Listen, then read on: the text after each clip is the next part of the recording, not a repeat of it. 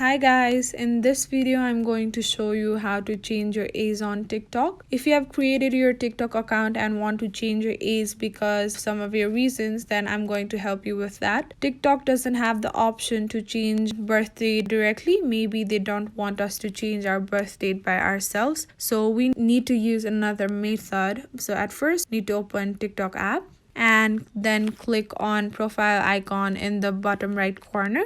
And next you have to click on three lines in the top right corner. So after clicking on it, you can click on settings and privacy, and now scroll down and click on report a problem.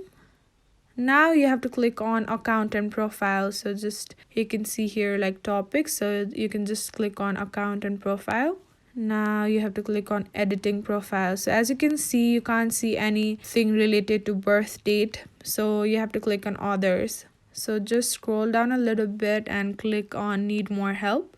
So you can see this box thing here. So you just have to write something to TikTok regarding the changing the birth date. So what we're going to write it, you can just write I need to update my birthday on the profile. The birth date I have entered is incorrect. Please help me to solve the issue.